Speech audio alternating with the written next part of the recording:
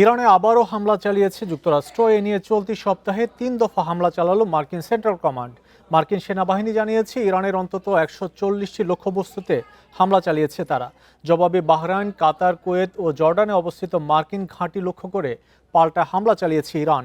তেহরানের অভিযোগ, ইরানের বিরুদ্ধে হামলা চালাতে যুক্তরাষ্ট্রকে সহযোগিতা করে আসছে উপসাগরীয় দেশগুলো। ইরান যুক্তরাষ্ট্রের মধ্যে নতুন করে হামলা শুরুর কেন্দ্রে পরিণত হয়েছে হরমুজ প্রণালী।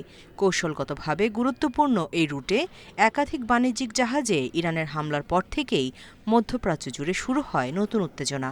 তারই ধারাবাহিকতায় শনিবার আবারও ইরানে হামলা চালিয়েছে যুক্তরাষ্ট্র। এ নিয়ে চলতি সপ্তাহে ৩ দফা হামলা চালালো মার্কিন সেন্ট্রাল কমান্ড। হরমুজগান প্রদেশের বন্দরনগরী জাসকে ১০টিরও বেশি বিস্ফোরণ হয়েছে বলে জানিয়েছে ইরানি বার্তা সংস্থা IRNA। এছাড়াও বন্দর আব্বাস, চাবাহার সহ বেশ কয়েকটি শহরেও বিস্ফোরণের তথ্য মিলেছে। হামলা হয়েছে খোন্দাবের সামরিক ঘাঁটিতেও। জবাবে বাহরাইন, কাতার, কুয়েত, ওমান ও জর্ডানে অবস্থিত মার্কিন ঘাঁটি লক্ষ্য করে পাল্টা হামলা চালিয়েছে ইরান। তবে বেশিরভাগ হামলা প্রতিহতের দাবি করেছে কুয়েত ও সংযুক্ত আরব আমিরাত। তেহরানের অভিযোগ, ইরানের বিরুদ্ধে হামলা চালাতে যুক্তরাষ্ট্রকে সহযোগিতা করে আসছে উপসাগরীয় দেশগুলো।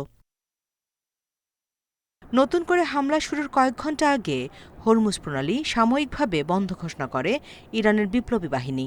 এক বিবৃতিতে তারা জানিয়েছে, এ অঞ্চলে যুক্তরাষ্ট্রের হস্তক্ষেপের অবসান না হওয়া পর্যন্ত হরমুজ প্রণালী বন্ধ থাকবে। এর আগে হরমুজ প্রণালীতে বাণিজ্যিক জাহাজ লক্ষ্য করে হামলা বন্ধ এবং গুরুত্বপূর্ণ এই নৌপথ সবার জন্য উন্মুক্ত করতে ইরানকে সময় বেঁধে দেয় যুক্তরাষ্ট্র। এরপরই হরমুজ প্রণালী পার হওয়ার সময় আরেকটি জাহাজে হামলা চালায় ইরান। নতুন করে হামলার আগে হরমুজ প্রণালীতে জাহাজ চলাচল স্বাভাবিক রাখতে নতুন ব্যবস্থার প্রস্তাব দেয় ওমান। প্রস্তাব অনুযায়ী গুরুত্বপূর্ণ এই নৌপথটি দুটি পৃথক নিয়ন্ত্রণ ব্যবস্থার মাধ্যমে পরিচালনা করা হবে। ওমান সফরে যুদ্ধবিরতির ব্যাপারে ইরান নিজেদের প্রতিশ্রুতি রক্ষা করেছে বলে দাবি করেছেন ইরানের পররাষ্ট্রমন্ত্রী আব্বাস আরাকচি।